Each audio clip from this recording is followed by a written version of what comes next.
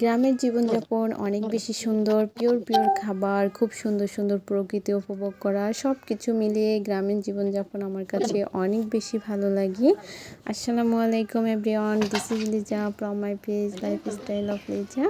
আশা করি সবাই ভালো আছেন। আলহামদুলিল্লাহ আমরা অনেক ভালো আছি। ওয়েলকাম জানাচ্ছি সবাইকে আজকের নতুন আরেকটি ভিডিওতে। আজকের ভিডিওতে আমি শেয়ার করব বাবা মা সন্তানের জন্য কতটা ভাবেন। পৃথিবীতে যদি কেউ নিঃস্বার্থভাবে ভালোবেসে থাকে সেটা হলো বাবা মায়ের ভালোবাসা। বাবা মা আমাদের জন্য কত ভাবেন। আমরা প্রতিটা সন্তান যদি বাবা মায়ের জন্য এরকম ভাবতাম তাহলে কোনো বাবা মায়ের কোনো কষ্ট হতো না। খুব সকালে পাখির কিচিরমিচির, হাঁস মুরগি ডাকে ঘুম ভেঙে গেল। ঘুম ভেঙে দেখছে আম্মু কাজ করতেছিল। তো আম্মু এখানে কিছু চালের গুঁড়া করার প্রস্তুতি নিচ্ছিল। যদিও আমি অত বেশি চালের গুঁড়া দিয়ে রুটি বানাতে পারি না, তারপরেও আমার বাসায় দেখা যায় যে চালের গুঁড়া পাঠানো হয়।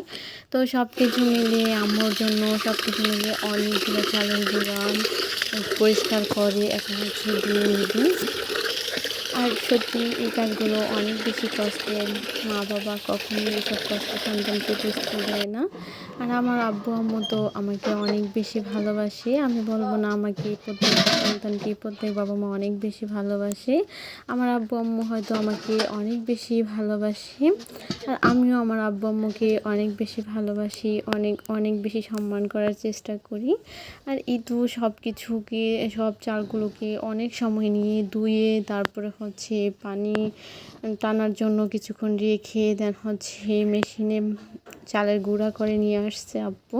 তো চালের গুঁড়া আসলে আগে তো দেখা যায় যে গ্রামে দেখা যেত ঢেঁকিতে চালের গুঁড়া করা হতো। এখন তো ওগুলো সব কিছুই স্মৃতি, আর কিছুই না, এগুলো তো দেখাই যায় না। আসলে ওই সময়ের দিনগুলো অনেক বেশি সুন্দর ছিল। আর এই তো সব কিছু নিয়ে আসা হলো, এসে তারপরে কত সুন্দর করে রোদ্রে শুকাতে দেওয়া হচ্ছে। আর এত গ্রামের মানুষদের মা কাকিদের কথা বলবো যে আসলে ওনাদের বৌদির প্রশংসা করতে হয়। কত সুন্দর করে শাড়ি কেটে তারপরে এগুলোকে বড় বড় করে রেখে দিয়েছে। আর এই তো চালের গুঁড়োগুলোকেও অনেক সুন্দর করে মেলে তারপরে এখন ডেকে দিবি। আর কত না কষ্ট, আজকে রৌদ্রের তাপমাত্রা অনেক বেশি, সব কিছু মিলিয়ে আম্মু অনেক বেশি কষ্ট করতেছে। কার কার আম্মুরা এরকমভাবে চালের গুঁড়া শুকাতে দেয় অবশ্যই কমেন্ট করে জানাবেন।